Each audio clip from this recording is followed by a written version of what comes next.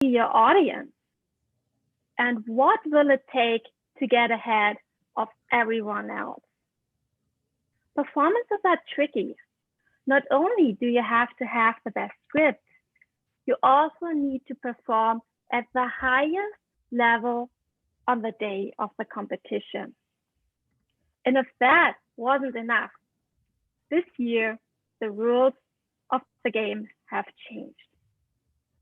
We now live in a virtual world, and where there used to be a live audience, you now only have your camera.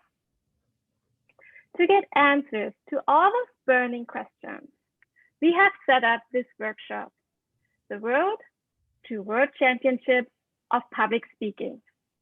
And we have invited our guest, Aaron Samson, to share his journey. Aaron Samson is passionate about helping others to use stories to accomplish their objectives. He started a passion project called Story Winning, where he helps job seekers and salespeople to land new jobs and clients. He currently works as the product marketing lead for Facebook and previously worked in global brand marketing for both Mattel and Hasbro. In 2018, he won the International Speech Contest in District 52, and he placed top 20 in the world that year. He's also the reigning two-time District 4 International Speech Champion, and he advanced to the World Championship of Public Speaking, where he placed top 8 this year. Today, Aaron Samson will share the journey that he took to advance to the 2020 World Championship of Public Speaking. He will walk you through how he prepared for each leg of the contest and how he adapted to the first ever virtual format. He will give tips and tricks on what you can do to advance to the World Championship of Public Speaking. Aaron, the stage is yours. Thank you so much for that wonderful intro. What a fabulous setup. I really appreciate it, everyone. It's a pleasure to see so many people on this call. Been looking forward to sharing my personal journey this last year in particular on the way to the World Championship of Public Speaking. I do want to caveat this whole thing that this is really just my experience. There's many people who have made the World Championship the final stage in years past, and they may have a completely different experience or point of view than I do. This is me sharing my experience and my tips, but I encourage you as you pursue getting to the World Championship to find what works best for you and listen to a lot of different people share their own stories. So what we're going to talk about today, we're going to go over a quick intro. I'm going to talk about speech selection strategy and how I select speeches in order to decide which ones to compete with. I'm going to talk a lot about virtual setup tips. Then we're going to go into how I practice and how I solicit feedback from people throughout the process. And then I'll go a little bit into some woulda, coulda, shoulda, especially for this year. What could I have done differently, or what do I think might have been the difference if I could have even advanced further and placed or even won the World Championship of Public Speaking this year. I think we're going to follow with questions, but I like to keep this loose. If you guys have questions, feel free to call them out. I have no problem with you interrupting me at any time. Just call them out. I don't see you because I have my slides, the way that Zoom is set up. I see mostly my slides. So just interrupt me. I won't see you raise your hand. If you're too shy, feel free to message someone. Can they message you, Birgit or Abhi? Can they message? Yes, feel free to message one of the hosts and they will interrupt me with a question, but there will be time for questions at the end. I can't imagine me talking and taking up the whole hour, an hour and 15 minutes, however much we allotted. So this is my past, and there's me with a nice clean shaven instead of this ridiculous mustache. I should say I did lose a bet. That's why I do have this kind of ridiculous looking facial hair right now, but we're going to go with it because I did lose a bet for someone and we're going to go for it. But there's me clean shaven. That's how I normally look. So 2000, I've competed in this contest 3 times. I have been fortunate enough all 3 times that I have competed to win my district. As was mentioned, District 52 in 2018 is in the LA area. That was the last time that they actually flew all the district winners to the location of the conference. So I was fortunate to be able to go to Chicago that year. I came in second in my semifinal round that year. That year I lost in my round to Sherry Sue, excellent speaker. She ended up coming in second in the whole tournament that year. So I was in very good company in my semifinal round. Last year is when I moved to the Bay Area. So I switched districts and I competed in District 4. And this was the first year they went to this video regional round, a new process where they take the district videos and they submit them for a contest against other district winning videos in your same region. And I came in 3rd place in that video regional round.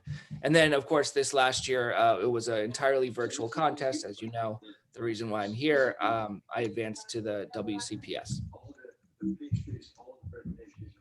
So just to give you a sense of this last year, so my club contest was in person. It was the only in-person contest. Every other stage and every other leg throughout the contest was virtual. A couple things to note. So after the district contest, I think it was late May for my district. It may have been first week in June. I can't quite remember. As I mentioned, what they do is they take that Zoom video and you're basically entered into a competition against the other Zoom videos and the other, I think it was 6 or 7 other district winners in my region. So you're competing against them. And it's a little unnerving experience because you won your district, you're feeling good, you're getting a lot of emails, and then you're just having to wait. And not only that, are you having to wait because there's this chance that you may advance to the semifinal round. You also still have to practice your second speech. So you're going to clubs, you're practicing as much as possible your 2 speeches, because as you all know, if you advance to the finals, and this is true this year, last year, every year, you have to deliver an entirely different speech. So most everyone, I should say, there are exceptions, but most everyone throughout the process will practice 2 different speeches so that they're prepared in that final leg. And I had to wait around 5 weeks, and I waited and waited, and then they just sent an email. And so you're basically refreshing your inbox around when you think it'll happen. It was around 4th of July, and they sent an email saying, congratulations. And 2 people this year from each region advances, and they don't tell you how you place. They just tell you there are 2 winners. You're one of the winners. Congratulations. You'll get more info later. And then that later is you have to wait another 6 weeks. So really you're waiting then till around mid-August when the semifinals contest is happening. And this year, to kind of take you behind the curtain, neither the semifinals or the World Championship were live. The contest was conducted live. So we had our semifinals contest around, I think, August 14th. I think the conference, and you can see I'm bad with dates because I don't remember the exact dates, but the conference was at the end of August. We had our, the virtual conference, I should say, we had our semifinal round around mid-August. And what that means is all the judges and all the contestants were on this Zoom line. And we all compete like you probably competed in your normal Zoom contests. The difference is no winners were announced. So the judges will collect all of the judges will submit all of their faves. And then there's only like 2 or 3 people who know who the winners are. And those are people who are high up in the Toastmasters Toastmasters world, like only the contest chairs.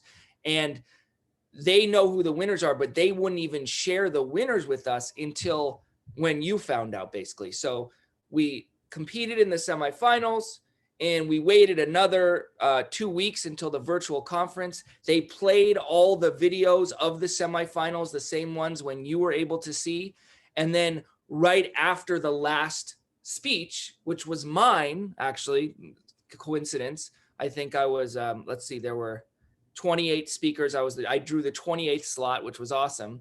Unfortunately, I drew the first slot in the World Championship, which was not awesome. But I drew the 28th slot. And right after that, they sent an email or they posted online. And so all of the semifinalists were refreshing links to try and see who won. And they posted pretty much right away after my round.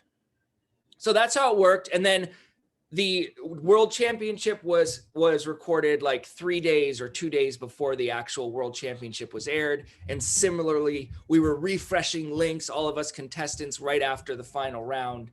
And that's when I remember I have a video I posted actually of my watch video of when I found out that I didn't win. It's a brutal video to watch. You can see it on this Facebook group that I started. Because, you know, I'm hoping I won. And when they announced third place and I didn't win, I announced second place, I didn't win. And then I'm really hopeful I'm going to do it. And then I didn't place. And then, so it's like this brutal watch video, but it's kind of humorous. And it's a good moment with my wife and I. So that's this year. And let me go through, let me move this, why I compete. Now, everyone is different. You know, it might be different for you, might be different for other people, but this is me. First of all, writing. I love to write. I love putting stories together. This is something that I take great passion in. I love the process of coming up with a story, imagining if it'll be good, but then working. You have to be a writer if you're entering this contest, because so much of this is just writing, erasing, crossing out phrases, finding new words. I'll go to sleep at night and I will wake up in the morning with this new phrase or this new way to present something. And it's so exciting to me. I'll be like, honey, I'll wake her up. Honey, what does this sound like? She's like, oh, leave me alone. She gets so sick of the new phrase or the new word or the new way that I'm presenting something. But I really do get very excited about it. I love the writing process, especially when you find that one way to communicate that particularly works with the crowd. I love entertaining. I love giving speeches. So I was a writer and an actor when I first went to college before I started, you know, switched careers and went into corporate life. But I love being on stage. They say that, you know, 99% of the people, their biggest fear is being on stage and presenting, which is true. I'm one of that 1% that it's not. I actually love being there. I don't get too nervous. I don't get stage fright when I'm in front of people. I love presenting. I love telling stories. I love being a part of that, whether it's virtual or whether it's in person. I love sharing a message. So a lot of this contest is about, it's called the, just to clarify, this is the World Championship of Public Speaking is really only the last leg. This is called the International Speech Contest, is the full contest, something to note. And a lot of people call it the Inspirational Speech Contest because a lot of people's key messages are inspirational in nature. So, you know, it's not just about telling stories, but you really want to find that nugget or that message or tie in your story in a way that can be relatable and some easy, digestible pearl of wisdom that you can give to someone that may be obvious and maybe something everybody knows, but it's something that, oh, when they hear it and they hear it in a story form, they can take it and be like, oh yeah, okay.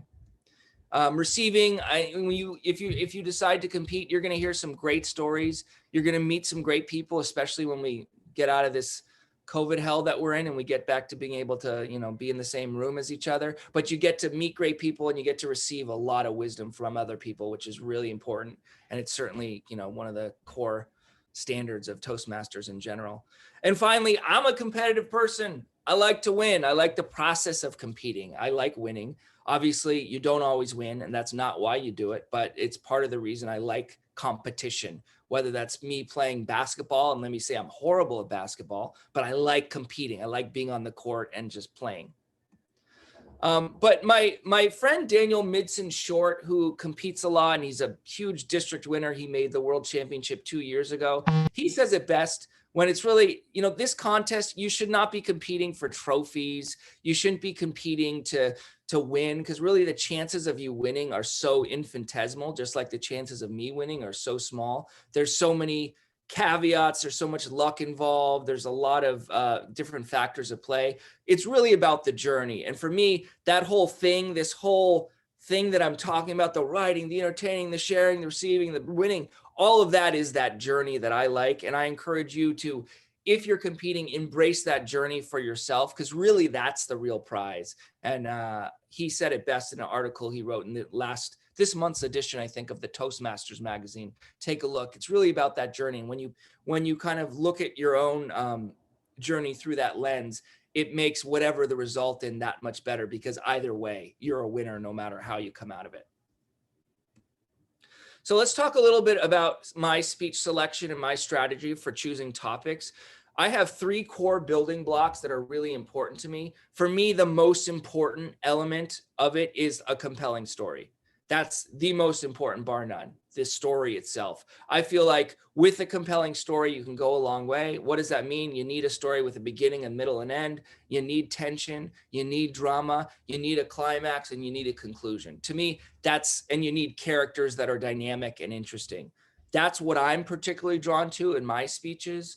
And that's like the most fundamental thing that I look for when I'm trying to start thinking about what I'm actually going to write about. Heartfelt message, super important. So some people start with the story, some people start with the message. As I mentioned, I always start with the story, and then I'll reverse engineer the message. So if you saw, most of the time I do that. There are some exceptions. But if you saw my semifinal speech, that was a love story about how my wife and I met. We split up, we got back together. I started with the story. The story was great. And then the key message, say yes, seize the moment, say yes. I came up with that. I'm like, oh, what can someone learn from that? What can someone learn from that story about my life?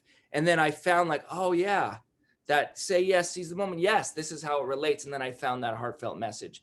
You can go the other way around too. Like some people start with the message, and it doesn't need to be heartfelt. It can be a political message. It could be whatever you want. You could start with the message and then find the story that matches this message or this topic. Let's say you're passionate about climate change and you're like, I'm so passionate about climate change. People need to know that we need to save Earth. Then you can find a story that reinforces that message about climate change and saving Earth. And some people go that way. Again, this is your own process. My process is starting with the compelling story. And then the last building block as I consider what speech to go with is dynamic delivery. Now, some of you are like, well, delivery, we get to that when we actually practice. I think about that before I even do the first speech and before I even decide to do that. Because there are some stories which are great, which are like so important in your life, like when you were in college and you switched majors to philosophy and you realized that the earth was round or whatever it is, like some realization. A lot of times those stories where you're thinking don't translate to a Toastmaster speech in a compelling way. You want to find stories that bring you out into a more dynamic delivery. Like when my wife got on her knees and proposed to me, or you're in a scene somewhere. So you want to think about stories that are dynamic. Let's say you're throwing the ball with someone and something happens. So the more you can bring in those dynamic moments from a delivery perspective and choose a story in your life that automatically gets you on your feet. There's something happening that you need to explain. You don't need to be so theatrical about it where you're reenacting the whole moment, but just by having a story where there's a little bit more intrigue than thinking and realizing and discovering in your mind. It don't translate to Toastmasters speeches as much as an actual physical manifestation of a story and even of a message. And Mike Carr I'll mention Mike Carr a lot, the winner this year, because he did that really well. His delivery was great on a lot of different fronts. But one of the reasons why it was so great, it was this dynamic delivery. You saw the different elements of him starting in the corner of the screen and him with the projector. And there was different elements that brought him into a physicality, which works really well for Toastmasters. Another great example is Aaron Beverly. Great story, but pulling shoes back. This is a dynamic delivery. You're pulling shoes and they're racing and they're trying to go here and here. He's brought in a manifestation of a physical dynamic delivery in a story that he tells. Now, it might have been a great story if there wasn't that pulling of the shoes, but Toastmasters, you want to try as much as possible to find stories of like, he stole my purse, I ran out, you know, stuff where you're like brought into action. It makes it much more dynamic. Aaron, there is a Okay. question. Yeah. Who was the author of the article about the journey? Daniel Midson Short. I think it's in this digital Daniel Midson Short, and it's spelled just like it sounds. I think it's in a digital Toastmasters. So I'm a big fan of authentic storytelling. When I think of things, my speeches and most Toastmaster speeches, I should say in general, generally follow one of these four things. The first thing is there's a problem and here's how I solved it. Classic, like Pixar storytelling. There's a problem that happens. You're faced with some sort of challenge. You need to solve the problem. Here's what I did. Classic technique.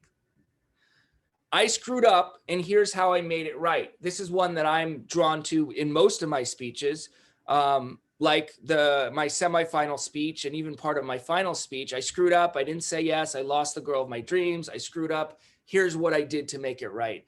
And by conveying this vulnerability, you're also developing a closer relationship with your audience. So by saying I screwed up, I'm vulnerable. And this is true if you're a Toastmaster speaker, a TEDx speaker, even if you're an influencer on social media. When you convey a vulnerability and you convey that you're not perfect, because none of us are, people tend to like you more because we're all not perfect and they see a little bit of themselves in you when you're willing to admit I screwed up. I thought one way, but I realized I was wrong. Thinking generally, like I said, isn't the most dynamic, but this is a good way to do it. A great example of this speech is Linda Marie Miller, who came in second place, had a message about, you know, her own white privilege and not being aware of it. And she presented her message in a very dynamic way, holding up cards and in a new way. But it was really, she thought this way. This is what she thought.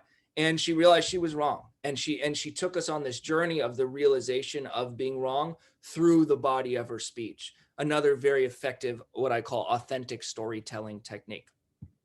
And my last one is, this is a nice one. My life is crazy, and here's what I learned. This is more of an epic kind of speech. One of those speeches like Ramona Beverly, first place winner from 2018. You know, there's so many different touch points in her life. It's so crazy, but what do? You got to rise up and, you know, keep on fighting. I can't remember what the core catchphrase in her speech was, but it was along the lines of, you know, keep on fighting, keep on going at it. And it was presented in this kind of epic movie-like journey of different chapters of her life, showing how her life was crazy. And this is what she learned from it and, you know, imparting that key message at the end. So as I mentioned, most speeches, I would say, go through one of these authentic storytelling. There are exceptions, but these are definitely the ones that I'm most, I resonate with, particularly the I screwed up one, because I do screw up a lot. Yeah, particularly that one. Sometimes the my life is crazy one as well. Aaron, there is a question. Mm-hmm. Do you choose which speech to deliver for semi-final and final speech? Do I choose? Yeah, I'll talk about that. How do you choose? Yeah, okay. Yeah, I'll talk about that. I do talk about that, so I'll do that. So this is actually this left side. So I practice 2 speeches. Like I said, throughout the process, I have a mindset mentality that I will win my district. I think you should have that mindset mentality too, and practice 2 speeches. Generally, you can choose which speech to give. The general thinking is always deliver what you think your strongest speech is first, because there's no guarantee that you will win your semifinal round and advance to the finals. There are exceptions, and there's certainly a strategic play you could make if you think you have, let's say, 2 strong speeches and one is slightly stronger or one might resonate, particularly when you're on, if it's in person, there's an argument that one would resonate on the really big stage when you're in front of like 10,000 people more than on the slightly smaller semifinal stage. But you can go either way. Typically, most people practice 2 speeches. You can choose which one you do. Even if you win district, you don't need to deliver that district winning speech in your semifinals. I did, in my district, I did deliver that, the love story one, say yes, but I didn't need to. I could have done my second speech. My other speech strategy is always develop a relatable story. This is important because especially relatable for an international audience once you get to that level, because you got to realize that probably half your judges are at least half are international, are not from the United States. So you want a story that people can relate to, which with an understanding or a trope that people get, because again, you want to make sure that it's relatable. So there's ways to pivot that. So for example, say I give a story about being a parent is the most important part about in life. That's the most important thing. You haven't lived your life unless you're a parent, and here's why. Well, I'm kind of alienating a bunch of people in the audience who aren't parents, who may even be turned off by the message of like, oh, what? That's not true. I have relationships. I have this. I can't have children for whatever reason. Go F off. There's a lot of things you could do with trying to find your message that may turn people off. So I'm not saying to water down your story too much, but you want to find a story that can resonate. So in the parent example, I could say, being a parent, I did a speech similar in 2018, the most important thing is not to be kind to your kids, but being kind to people. So, okay, yeah, people can relate to that. There's a story about being kind to people. Sure.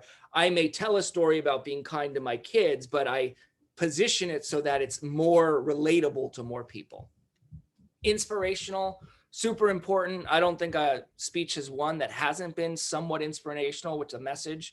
And these days, just having that, Toastmasters is not the most complex speech messages there are.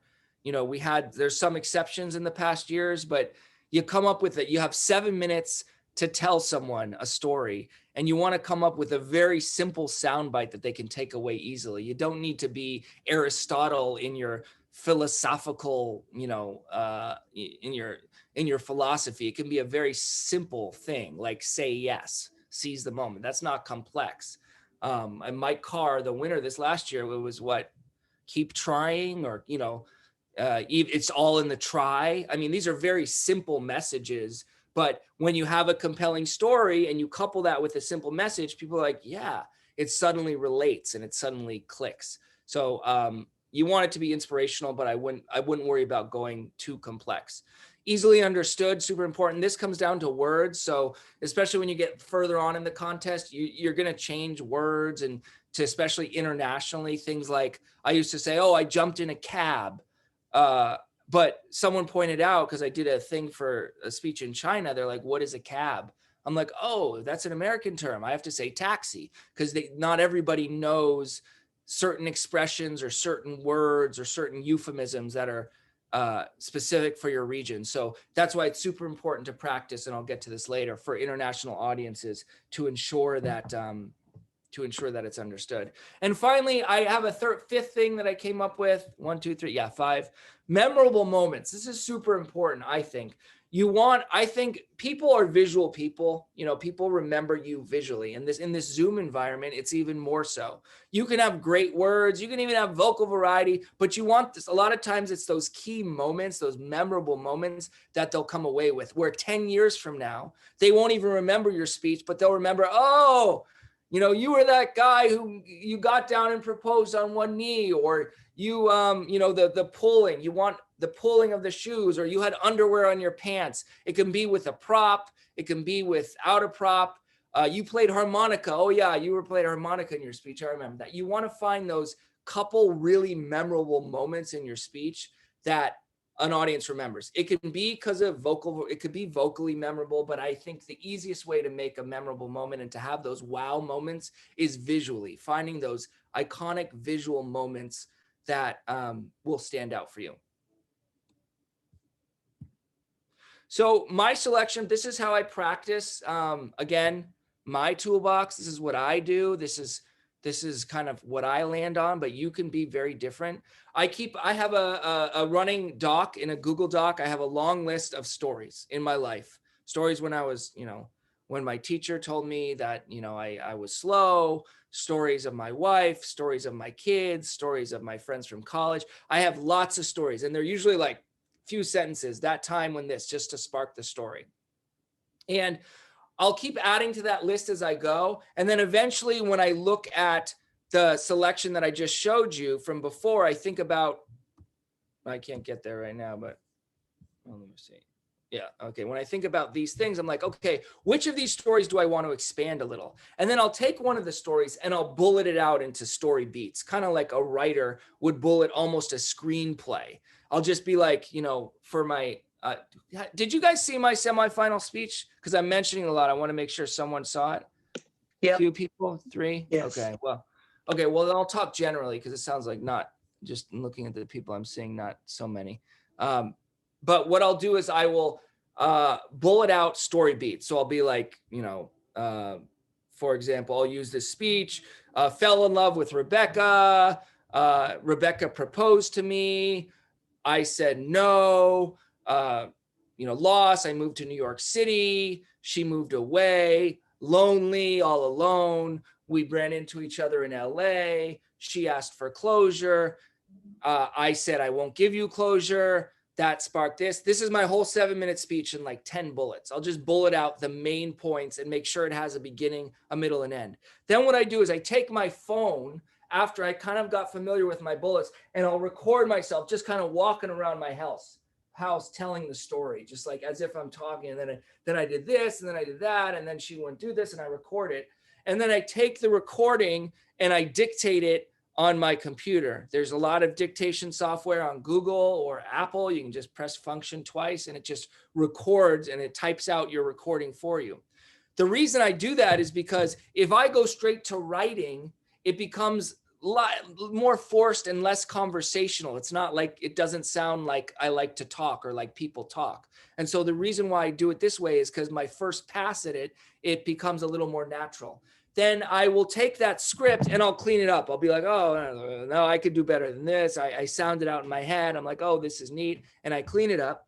And then I'll do the same thing again. I don't memorize it yet. I'll do the same thing again in my house, blah, blah, blah, tell the story, and I'll record it again. I repeat the process. I dictate it again, and then I'll do it again. I'll go blah, blah, blah, blah, blah, blah. And after I do that, and I work on the script for maybe another couple weeks, just kind of tweaking, thinking about it, then I'll start to get more familiar with the script, not fully memorized, but that will take me to eventually delivering the speech for an audience, either virtually or in person. And then after that stage, I get notes from the audience and I'll practice, I'll present, I'll refine, I'll repeat. And from there, and then it's practicing, continuing to practice, rewriting, constant rewriting and refining. Anyone have questions about this process of mine?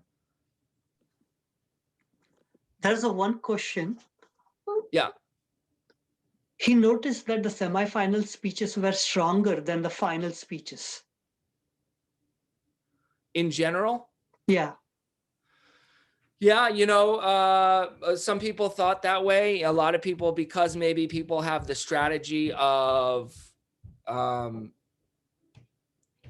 think maybe it might be fair to say the semifinal speeches of the 8 contestants were stronger than the 8 finalists. I wouldn't go as far to say the whole round of semifinals was stronger than the whole 8-person finalists, but it could be because people, delivered their best speech first. I know many people thought my speech was much stronger in the semifinals versus the finals, and I agree with them. And it could be because of the timing this year. We had to deliver our semifinal so much earlier than our finals. So for a lot of people, there wasn't enough time to practice the finals. But yeah, I think this new virtual format also, people may have just, it was a difficult format to navigate the first year, and people may have kind of delivered their best story in the first round, or the semifinal round rather. Makes sense. One more question I have is, how do you dictate? Which app do you use? I use Google Drive, because I like to work off of Google Drive slides, and that's where I also store all my Toastmaster speeches. I pay like the extra $20 a year and get like 100 gigabytes on the Google Cloud. And they have a function through Google Documents where you just go, it's like view, dictate, and then it's very good software. It records it perfectly. That's what I use. But also Apple, if you just want to do Word, I have a MacBook Pro. You can set it up so you just press function twice, FN twice, and then it'll record it too. I don't find it's as good as the Google one. All right. Virtual tips. By the way, is this helpful, the speech selection? Was this helpful for people? If you want me to talk about other things, I'm more than happy to. This is for you. There's one more question. Yeah. What's the question? Why don't you dictate directly to a speech to text app? Why do you need to go through the audio recording? Because oh, well, that's an interesting question. I could, I need to record to my phone for the versatility. I don't like being stuck at my computer. I guess I could find an app where I could record directly to an app. I don't know. And maybe through my Google Drive on my phone, I could. I just have never done it. I don't know. But yeah, I'm sure that's easily doable. And I'm sure there's software you can do it too. Like which dictation you use, there's so many options right now that whatever you feel comfortable with, you don't need to use what I use. It's whatever you already have on your phone or your system or whatnot. All right, so this is my garage. This is where I'm at right now. What you're looking at is what I saw and see every day. This is my garage. See, it's I'll give you this is it. This is a lot of water and crap. Oh, I got a treadmill over here. You know, it's a lot of stuff. So this is where I shot. I am fortunate to have a garage, a space where this is where I work too. My desk is here. I have 3 kids. So it's hard, you know, with all the, you know, school from home. I'm lucky that I have a garage, or else my 4-year-old boy would be, you know, crazy running around and everything. But you don't need to have your own big room in order to compete in Toastmasters. You can be anything. I'm just telling you what I do. And I want to point out a couple things for you that are a must. And that is, first of all, your camera type. You need it to have high definition. It needs to be portable. Okay. It has to be. And there's too many options now. To even a smartphone, if you don't have, I use my MacBook Pro, which had a good camera, had a fine high definition camera. Most computers do have HD cameras. If you don't have that, then just use a phone. Most phones have HD cameras. They don't love that you compete on a phone, but if that's the only camera you have, then do it. But it's a must have high definition, and you want it to be portable. The reason why it's good for me, the computer, if you don't have a space where if you have a space where you're not able to practice as much, especially once you get into the later rounds of the contest and you keep having to set up a whole thing, it's important that you have a portable camera so that you can easily practice. And what I do, you know, this is what I usually practice on. So a lot of times I wouldn't even practice on my computer. I would just set this up. I put my iPhone right here. And when I'm just recording myself, I'll just, you know, record it right here just so I have something to look at. And these are like $11 on Amazon. Probably get them for cheaper, but I recommend the slightly more expensive ones because they won't break in a week. Camera positioning, this is super important. You need to be at eye level. Okay, so many contestants I saw, they thought they were at eye level. They put one box on their desk, but really they were looking down. You need to be at eye level. Like when I say you need to be at eye level, meaning you take your eyes and you do a straight line across, and I want you to hit your camera. If that's not happening, if you're going like this, then you're not at eye level. There may be some exceptions where your speech really benefits from being slightly higher, slightly lower, fine. But 9 times out of 10, you should really be at eye level. And I circled all these boxes because I didn't get a huge setup, but I took my case of beer. I got at Costco. I bought those 2 things from Amazon. They were like $8 each, those little risers. And then I took my kids' books and like put those up. And literally that's what my setup was for the World Championship of Public Speaking. That's the exact picture with my MacBook. Okay. So eye level, important. You need a wireless microphone with no echo. Some computers maybe not. Like right now, I don't have any mic set up. Can you guys hear me fine? It's a good computer. It's a MacBook Pro. But you need a microphone. One thing that I noticed, a lot of people were using their Bluetooth microphones, I guess. And I have that too, those jobbers. I don't like them. And I found that a lot of times when people were using them, there was a delay in their video versus when we could hear their voice, which was really annoying. So I thought it was annoying for them, so I would just make sure, if whatever you use, just make sure there's no echo and no delay. Appearance, there's no virtual backgrounds. Like for Toastmaster speeches, fine. But when you practice, if you're practicing a contest speech, don't use a virtual background because you're not doing yourself any favors. You're not allowed to use virtual backgrounds for the contest. That's number one. It's not allowed. And number two, most of the time your hair is floating. You look like you're in Pirates of the Caribbean, especially if you're a woman who has long hair, or any person who has long hair for that matter. You're a lot of times floating in the ocean. I don't recommend it. So, you want to find, if you don't have like I said, I have a backdrop, which I have in my garage. If you don't have that, just a simple wall. If it's not a simple wall, just take the stuff off the wall. It doesn't matter if there's some slight stuff in the back. Just try and find as blank of a space as possible. Your appearance, you want to stand out. Solid colors are bet. You don't want to wear busier stuff like I'm actually wearing right now. This is like plaid. You want solid colors. You don't want your clothes to be a distraction, and you obviously want to stand out. I chose a simple background because I thought my suit stood out against all that, but you want to be the highlight. You don't want your backdrop or background to be the highlight. In some of the semifinal rounds, they clearly had a setup that they thought a lot about, but it ended up being like beige or tan or golden backgrounds. And I'm like, ugh, to me, it was distracting. To me, it was like, I would have gone for, a simple gray. This color is called Mountain Shadow. It looks like it's white, but it's actually a light gray. I would go for, if you can pay $100 for it and you have the space for a big roll like I have, I would get like a light gray or an off-white, not a bright white. And you want neutral colors is what I'm trying to say. There's a question, Aaron. Yeah. Can you go back to the lighting and explain? Oh, did I skip that slide? Oh, yeah, I did. Sorry. Lighting. So these are umbrellas. This is like a set I got on Amazon for like, I think it was around $100 or so. But typically you want top light, which I have. And in my light, it's actually what's it called? Halogen or that ugly light that most people don't like. And I'll show it to you. It's one of those. I even put I put stuff to hang so it wouldn't be so bright.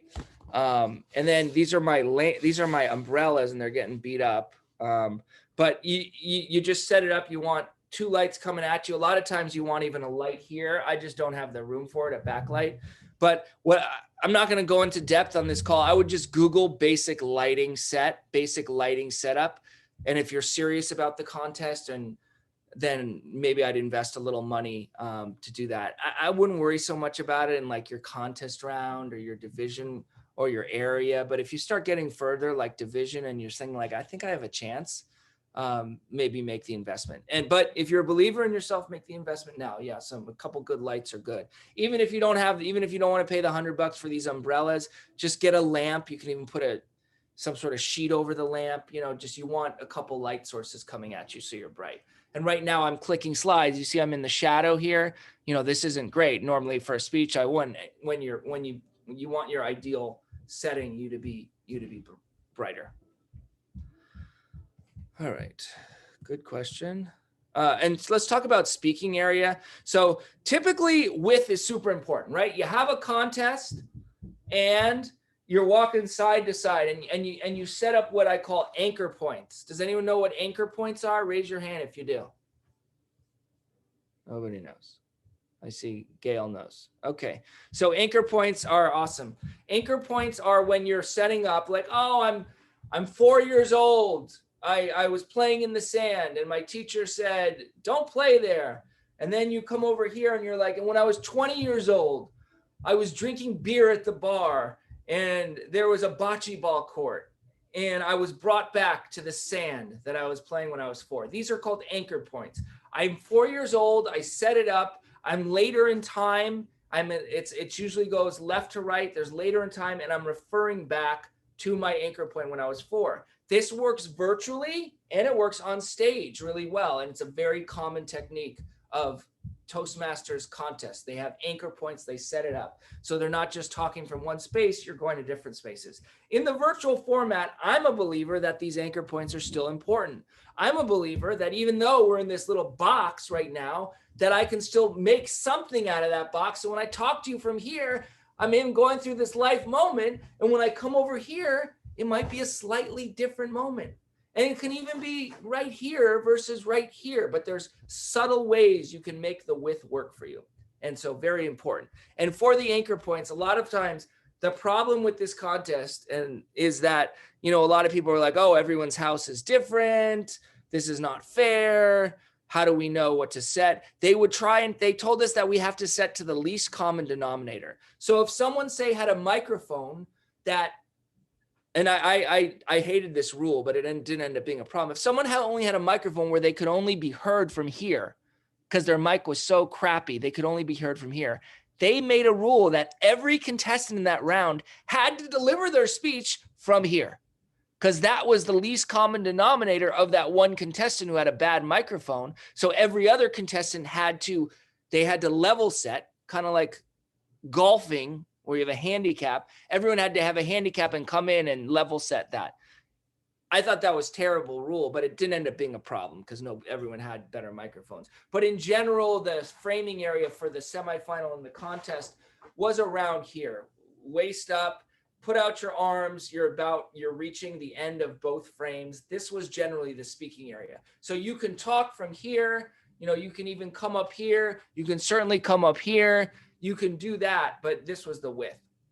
So that's why when I go to the next slide, the depth, this is a new element in Toastmasters. This is something I played with a lot in my speeches because this isn't as effective in a live audience when you're just taking a couple steps on a big stage. But in a virtual audience, suddenly, guys, I can tell you a secret now. And it's a whole new way of communicating. It's me getting really close. Shh. So now you have depth and you're able to have depth and have a new way of relating to your audience. Really good way, really effective. I kept doing, how I would do it. I was in my scene, say yes. And then I would say, if you agree with me, say yes, yes. And then I'd come back to the scene. So it was a way of painting a depth reality. The third way, which I didn't even realize, which was a big miss on my part, which Mike Carr did really well, height. Could never do this on a live stage, but he started his speech like this. Now I had it a little bit when I proposed, I guess, because I did use height, but height is another important, starting out low versus high. You could create new things with height. I mean, the same width. I look like a bouncer, one of those toys. But that's another thing to consider, your framing area.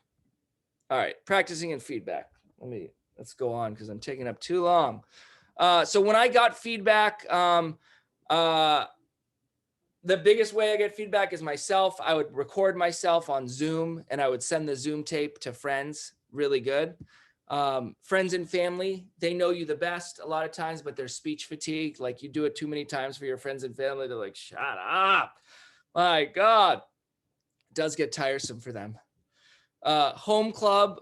So this is a familiarity with content. Great. It's really important to have a solid home club. You a lot of times want an advanced strong club. I will pitch my club, San Mateo Storytellers, phenomenal club. And we're an advanced club and it's a great club if you want to prepare for the contest. And a lot of people are a member of our club and other clubs in our district or other district, but it's a great club because we have a lot of DTMs. And I've kind of taken on anyone who wants some mentorship support. A lot of times I'll help them out just because I enjoy coaching people as well. And I'm not a professional coach. I've never charged for coaching, but I just like to do that. Familiarity with content. And then the last one is other clubs. So when you're, especially in this virtual world, a lot of us, we're from around the world. I'm sure this is that you're invited to this club. You're probably not a member of the club, of a lot of the same clubs that we're all members of. And this one is great, but feedback can be uneven. Depending on where you go, a lot of times feedback can be uneven. And listen, in the Toastmasters world, everyone has an opinion. Everyone wants to tell you what you need to do. And a lot of times what they tell you is different than what the club or the person told you before. So it can be uneven. You have to have thick skin, and you have to take some and leave some. You have to be willing to say, thank you so much for the feedback, and just move on. You can't take everything because it'll make you crazy. But what it is good for is good for fresh eyes. And what it also is good for kind of top line message. And I'll get to what I ask clubs in just a second. And coaches, I've competed 3 times. As I mentioned, I worked with a coach once just this last year. And it was definitely helpful. It helped me from a writing perspective, but you want to find someone that you trust, but you want to keep it your own. And some coaches, they want, they're doing this for a living. They'll keep trying to charge you more. And some of these programs that these world champions offer are expensive. So you don't want to break the bank, just be aware of your finances, what you really want.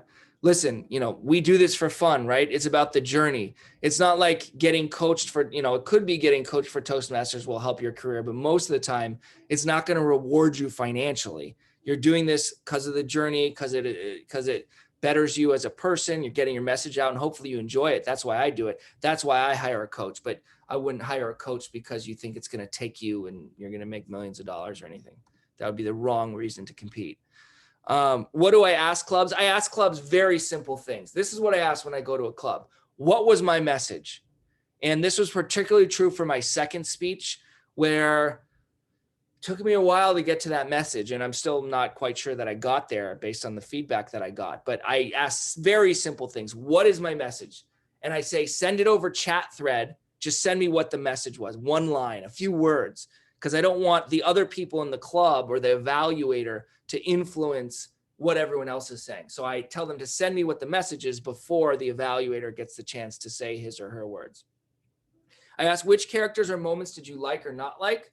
And I asked, were there any words or phrases that you thought were confusing? This is really important for international clubs. So when I'd go to a club in China, it was a club in Nigeria, I would ask what words were confusing, what things, and a lot of times they don't tell you, but a lot of times they do. And sometimes if there's specific dialogue that you think may be on the fence, you throw it at them and say, was this confusing? Then they'll say, oh yeah, I didn't understand that one. I'm like, well, why didn't you say that one? I just said it's because they don't think of it all the time. But so be specific about the influence you want.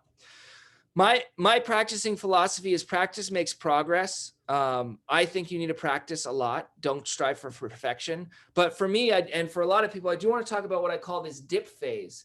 So for me, when I first start working on a speech, I think I'm the most brilliant thing and the biggest mastermind and the best storyteller in the world. And my confidence goes really high, and I'm performing for a couple clubs, and they're like, this is amazing. This is your next winner. And then I do it another time, and something suddenly starts dipping. Suddenly my confidence goes down after a couple times, and I start realizing there's a lot of flaws with the story or the message, and I'll dip really low, and I'm like, this speech sucks. What was I thinking? And my confidence is low. And then I'll practice again, and it'll go a little higher, but someone will make these notes and I'll go lower. And then it's this little rocky road. But eventually, if you work through the dip, if you work through that challenge, and you work through that low point in your confidence, you will rise. I don't know why I'm being so dramatic, but you will go above and beyond the confidence levels that you had initially. So I encourage you to get beyond that dip phase if you can.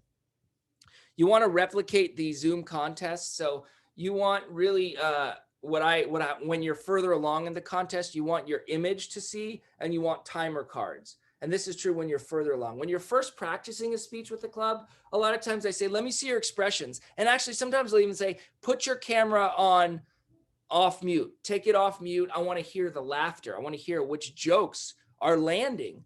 And that's important early on. As I'm a little bit further on in the speech, I will want to replicate the Zoom contest, and all I want to see is my image and timer cards. And when I'm at that stage, I say, everyone turn your cameras off and go on mute. I'm sorry, except for the timer. I don't want to see you. And you can do that. It's your speech, especially if you get further along. When you're, earlier in the contest, there's not a need, but further along, I recommend that. All right, we're almost done. I know I wanted to leave some time for, okay. This is till 8 or 8:15? 8:15, okay. All right, thank you. I thought so. I wanted to leave 15 minutes for questions, so that's good, just in case anybody has any. So this is my woulda, coulda, shoulda. You know, this is my, like, after my speech, after my finals, and you know, I went on this journey, and it was draining. You know, it's really draining, especially when you get especially once you win district, or even once you start competing at district. Anyone here make it to the district level before? Raise your hand if you ever made your district. I only see 6 of you, so maybe somebody. Doris is raising her hand. Okay. Woulda, coulda, shoulda. Once you make it to district, you get excited, you get nervous. It's a little stressful. These are my woulda, coulda, shoulda. So swap speech order. People were much more liking my first speech than my second speech. I knew this going in, but because, as I said, my semifinal was filmed so much before, I wasn't quite ready with my final speech. So even though it's a woulda, coulda, shoulda, I just couldn't at that time. And there's no guarantee with my final speech that I would have made the finals in the semifinal round. I have no idea. But there was a lot of other factors. You know, I was last, which is the best position in any contest, or last or second to last is the best. First is usually the worst. I was first in the finals. You know, I drew the first time. So that was unfortunate for me too, but I would have swapped speech order. Another thing I would have done, the virtual visual medium. I don't think I fully took advantage of that. My semifinal speech, I think it was much better, but my final speech, I didn't take chances. I was kind of more in the norm. I had anchor points and I was dynamic and I had good gestures, but I didn't take chances like Mike Carr did, like Linda Marie did. Mike Carr started out here. He was this, he came here, he blocked his camera, he did this, he took a lot of chances visually. Linda Marie, while she just stood there, she used these big cards that you see on YouTube, which was totally different visually than other people were doing. That's a chance she took and it paid off. It was very interesting seeing her deadpan face, you know, saying like, I like Black people, and then holding up a card being like, I don't never talk to someone in my life. It was a visually very compelling way she delivered that. If I compete this year, I will be taking more chances with the virtual visual medium than I did if I compete next year, rather, I'd take more chances than I did this year. One good story. So this is back to my storytelling. I really believe that one good story wins it. I'm a believer in that. Aaron Beverly, Mike Carr, one good story. My semifinal speech, one good story. My final speech was more of a meta, long journey connecting several different stories. And I think I may have lost some people with that. And maybe some people connected to the message, some people like the first story but I was trying to paint this self-discovery of myself and my career and this search for the role I meant to play. And it was very on my mind. And I still think the message is very important. And there were some smaller stories in there, which were very compelling and dynamic when my teacher said I was, mentally handicapped, and when there was a lot of compelling moments in there and stories, but it wasn't one long story. It was several little anecdotes about my career and my life or my interactions that all weaved into one message. And to me, that's not as compelling as one good story weaving into one good message. And that's what my semifinal speech have. I don't think my final speech had that. Third good option, practice, don't just practice 2, I would practice a third one. Especially earlier on, so you can do it. There may have been a point where I just wasn't getting there with my final speech and I should have given it up, but I was too far along. And I still love that speech and I think it's a great speech. Don't get me wrong. I'm just telling you, you might want a third option in life. Third option. And in my finals, the memorable moments that I was talking about, I think they were missing. That was one thing. I don't know what was so memorable, that one memorable moment. And I think that might have been missing in my final speech. So those were my woulda, coulda, shouldas. For you, your next steps, join a great club. This is I did this slide for another speech, so sorry for the rampant plugs about my home club, but it is a great club. Join a great club like San Mateo Storytellers. I started a Facebook club, a Facebook group rather, free to join. It's called Toastmasters International WCPS Contest. We have a lot of world champions in there. It's only It's unlike the Facebook international group where you talk about everything under the sun. This group is only talking about contest stuff, judging, speechcraft, who's winning, people's opinions. So if you're interested in that dialogue, which I am and a lot of people in the club, join the club. I'll approve you and you can be a part of the dialogue. And you can also ask lots of great questions about your speech or your speechcraft or things like that. So that's a Facebook group. Start putting your speech together, practice and refine, compete and have fun. Pretty self-explanatory. All right, that's me talking. I'm going to stop my sharing and see your beautiful faces. And does anybody have any questions? Donnie has a question. Donnie, go ahead. Thank you. Thank you, Aaron. I saw you give your speech virtually at one of my club meetings. I'm in Menlo Park. Hi. And my question is about practicing. I am not on the journey to compete. I'm on the journey to be a better speaker.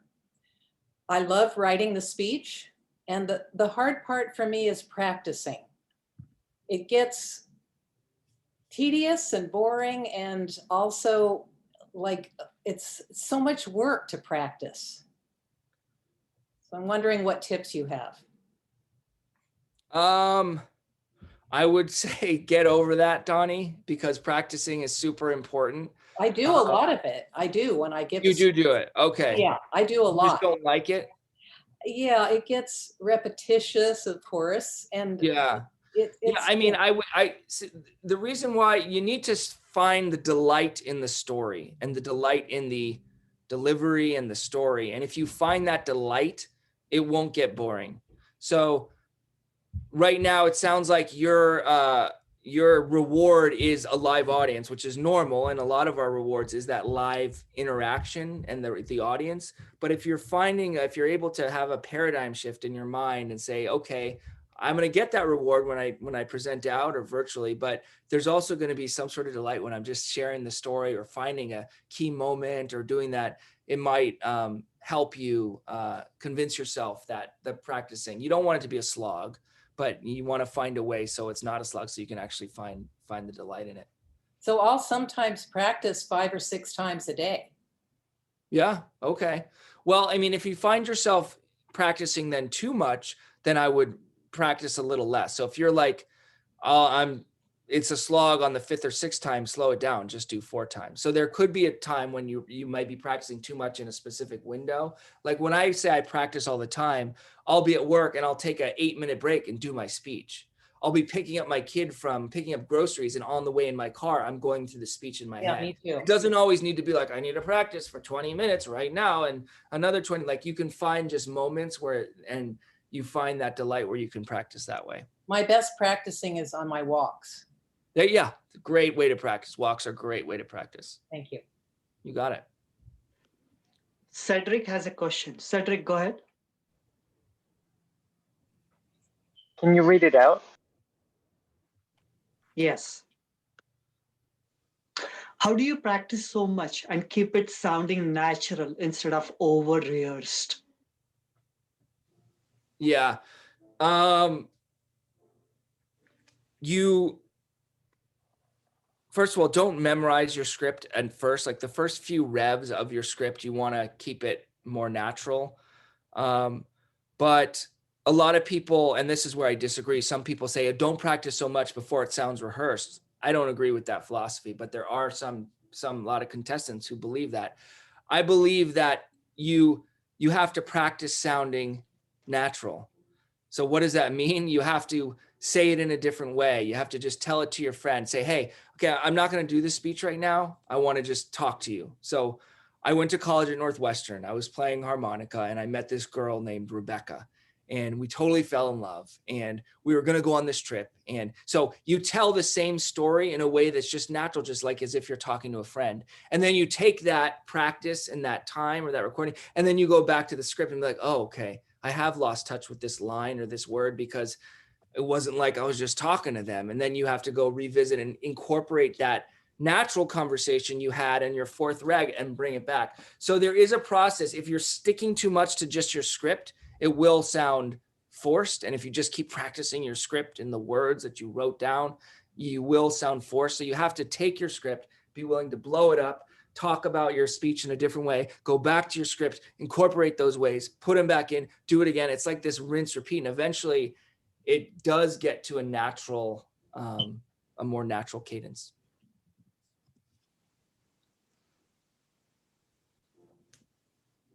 There's another question. How long did it take you to have a speech in a relatively good shape, especially your contest speeches?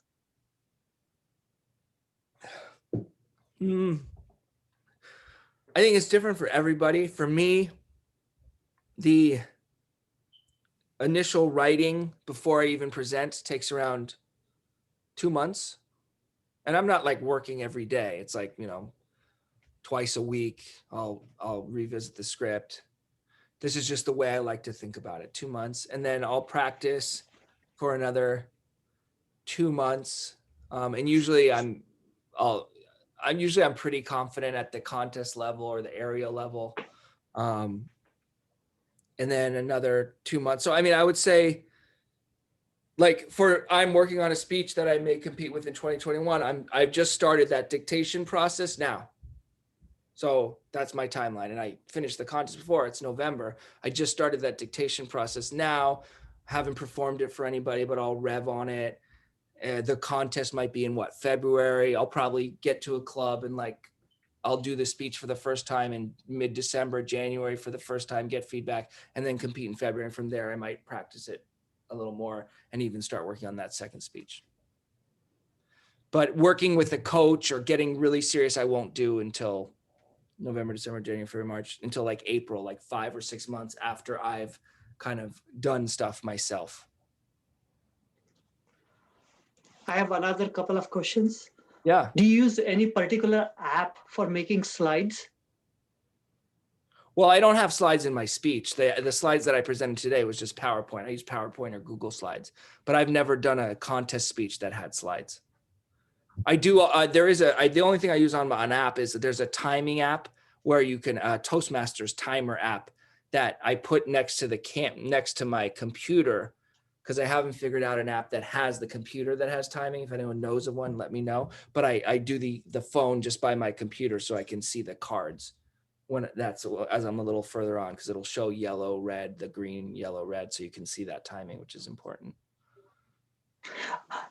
They have one question on the slides. How did you get those icons on the slides?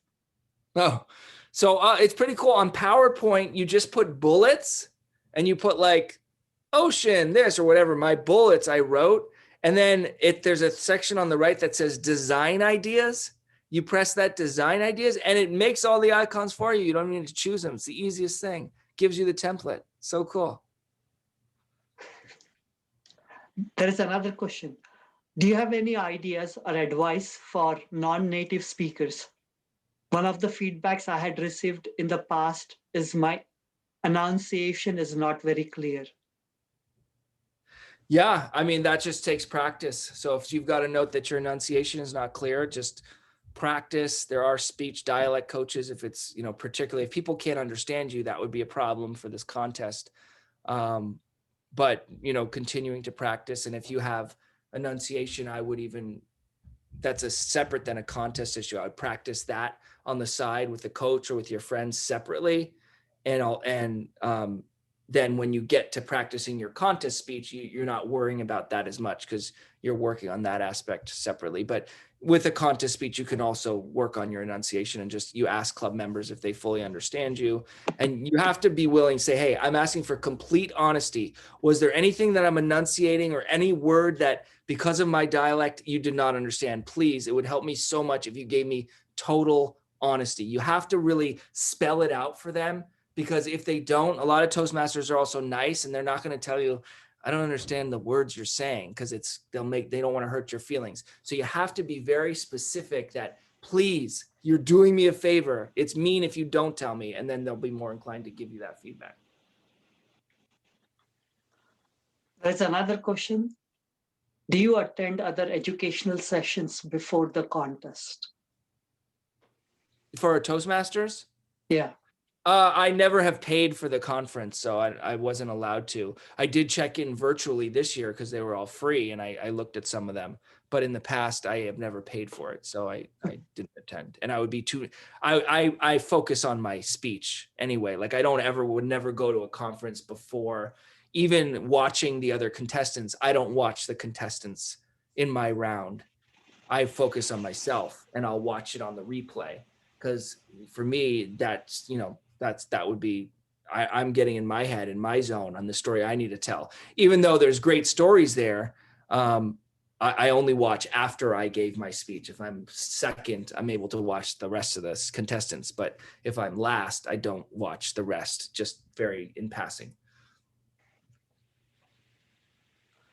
What type of guitar did you get from your coach?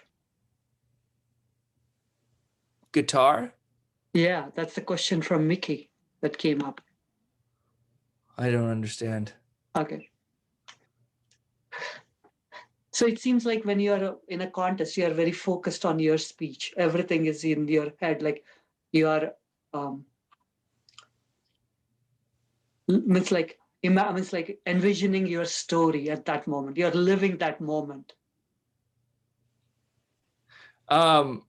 Yes, I mean there are different philosophies about this. Some people think you should relive the moment, and some people think you should tell the moment. So I feel like it's a fine balance. I'm not trying to be an actor and convey, I got shot in the chest, blood coming out of my, I'm not trying to do that. But when you're explaining how someone got you shot or you got mugged walking down the street, you want the audience to feel something. So there's a difference between completely, this is acting, what am I? But if you're like, I was walking down the street and I got mugged and I got shot, and it was very traumatic for me, and pain and blood was coming out of me. People were like looking at me. Here, I'm clearly not shot, but I'm explaining it in a way that there is some sort of connection to the story and to the moment. And that's the balance that I like to find. I don't want to find the complete diving in. I was shot, and you're completely reenacting it. And some Toastmasters do, and there's a lot of complaining about that being too theatrical. What I like to do is feel it, kind of remember that emotion, which brings you back to that place, but not quite fully go there completely. I don't know if that was the question they were asking. No, I was just, thank you. But I think I enjoyed listening to that. There is another question. Any advice for sticking to the time limit? How do you make the speech so crisp? Very, very good question. Very important. You got to be willing to get rid of all your favorite lines. And this is where, when you're looking at the computer screen, it is a little easier to be like, is this driving the story forward, or is this driving the message forward? If it's not, cross it out. If it's like a funny joke that doesn't drive the message or your key point, cross it out. And you need to like take away words and make things more succinct. And that's where it can get fun, when you actually start to enjoy crossing stuff out. Like, you'll look at your word count at the beginning of when you first write a script, and you may be at like 1,300 words, but typically a Toastmaster speech needs to be like between 700 to 1,000 tops, unless you're a really fast speaker. So getting that down below that 1K mark, gets to be an exciting exercise where you're trying to like, okay, what's my word count now? And you have to find those words. And even in my final speech, I was worried about going over the time because I saw that red card. I think I was at 7:20, which is close. And, Kwong, he's a great storyteller. He DQ'd, and he probably would have placed. A lot of people loved his story. He was the last one in the finals round. He's made the finals 5 times. He's DQ'd twice. You have to be very conscious of your time. And a lot of people say, don't get to that 7:30. Get it under 7. I don't mind being in that 7 to 7:30. I mind 7:20 to 7:30, but ideally you want to be under 7 minutes so that you're not so worried about timing. I have 3 more questions. What kind of guidance did your coach give? The coach that I worked with gave a lot of guidance on script writing. That was his strength, and cutting words. And I asked him to help with humor as well. But it really depends on what type of coach you hire. And that's where, you want to coach, the first thing you want to coach is, did you like their speech? Because a lot of times these coaches come with their own philosophies and their kind of formula or their template of how they built their speech. They're going to try and turn into some sort of program for you. So you have to like their speech, and the style, then you have to like their style. But it also depends on if you really like a guy because of his writing or delivery, or versus another winner who had great delivery. Maybe you hire whatever you want to work on more. Do you want to work on your delivery and how you appear? Then hire the person who you felt had a better delivery. So it depends on the skill set that you want to improve. Ravi has a question. Ravi, do you want to go ahead? Hey, can you hear me? Yeah. My question is, imagine you wanted to do last minute changes in your speech, just 3 days before the finals. Now, how do you practice that when you already mastered your previous delivery? People do it 3 minutes before their finals. I've heard of changes just like right before they get on stage. It depends on the breadth of the change that you're talking about, Ravi. So if it's a couple lines, it won't be a big problem. But if it's big changes, you just have to practice the heck out of it. For me, I don't like making those big changes because I get too much in my head. And some people, if they are making changes like right before or a day before, they get nervous on stage and they screw up and they'll lose your place. So you have to know you, and you have to know, okay, if I make these changes, am I going to be able to own the changes, or is it going to just be in my head and I'm going to get too messed up? I have like a week out script locked, even if I want to make changes, because for me, I at that point, I'm too much in my head. Now, the day of, I may, it's not as true in a virtual environment, but when I'm on stage, I like to interact and riff off the audience. And sometimes I'm good at that, and that's my skill. But on a virtual stage, I don't see anybody. I just see a timer, cards, and myself. So you can't do that. So it's a moot point in a virtual stage to be able to interact with an audience. Thank you. There is another question. Do you think speaking last still the best for virtual meetings? You mean contests? Yes. I do. I think like if it's a 7-person contest, I think the 5th, 6th, 7th spots are the best. 5, 6, 7. Mm-hmm. With 7 being the best. 7 being the best. Maybe 6. Some people say 6, but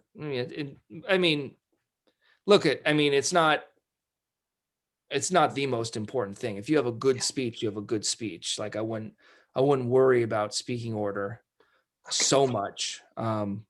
And certainly if you're number 1, you can win 2 or 2, it's just, I think those last positions are the best. Next question. How do you manage stage crafting, long walks in virtual format? I don't understand that. You mean if there's a long walk in my speech? Yeah, correct. Can you ask it? Yeah. Yeah, definitely. So if there is something like a long walk, like going and walking and hitting the wall, as in It's Never Too Late international speech. I've seen a speech where people used to walk and go and hit on the wall kind of thing. So in a virtual format, how do you manage it? You just have to speak to it. I think you certainly don't want to because I was taking this long walk. You don't want to do that. I'll tell you that much. Don't try and fake it because you are here. But you can find ways to emulate it. So I was like taking this long walk and kind of start doing a stroll, and I didn't know what I was doing. And as I was there walking, and that's it. And that's your ability to take that long walk. And I don't know that if a long walk is conveying you thinking, going through this, like it can be solved other ways too. Like you could simply say the phrase all this time I thought one way, and that does the same thing as that long walk that you're trying to ruminate about whatever this message is in your speech. So there might be other ways to emulate that. But it's a good question, a valid question. There might be other virtual things that I'm not even thinking of because I'm not a master of the virtual medium yet, you know, but I would think about virtually, how can I communicate a long walk?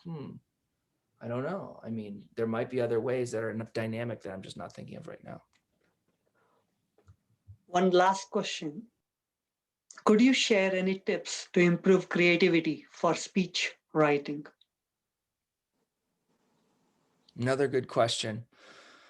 For speech writing,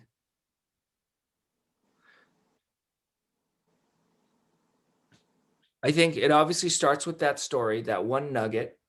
It starts with that, you know, one thing that you're trying to say. And from there, I would just constantly encourage to make it more active. And even though stories, all my stories are true, they're your stories. So you have the ability to add in elements or add in parts of the story that will make it creatively more dynamic. So if you had this crazy call where you discovered that your mom died, and you find, you know, hope that didn't happen, you find out that your mom died is this traumatic part of your story, it might be better if you converted that into a real person scene where someone is telling you about it. So it's taking creative liberties and creative liberties to make the story more compelling. Because suddenly when you're in that scene and the doctor is telling you that your mom died, or your brother is telling you, terrible example, especially to close out this session, but when that happens, it makes it more compelling. And so don't be afraid to tell the truth, but it's your story. So take creative liberties in order to make sure that message and that story becomes all the more dynamic. Back to you, Brigitte.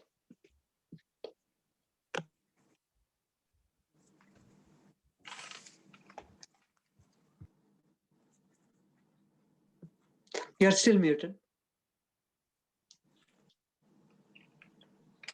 Thank you. Thank you, Aaron. Thank you for sharing all those unique insights tonight. I certainly learned so much. I'm not at the stage where I want to prepare for international speech contests, but you really, kind of make it easier for me to someday maybe take part. So I think it was a wonderful, wonderful evening tonight, and I hope that you will enjoy the rest of your evening as well. Thank you so much. Thank you for all the wonderful questions as well. We had a great discussion, and I hope you all also enjoy your evening. Thank you. Bye-bye. Thank you so much, Aaron. So much. Fantastic. Thank you. Appreciate it. Yeah. Thank you. Feel free to connect with me on LinkedIn or Facebook if you're so inclined. I'd love to get to know new Toastmasters in the world. So I will talk to you guys later. Thank you. Thank you so much. Thank Thank you. you. Thank you, Alan. Bye-bye.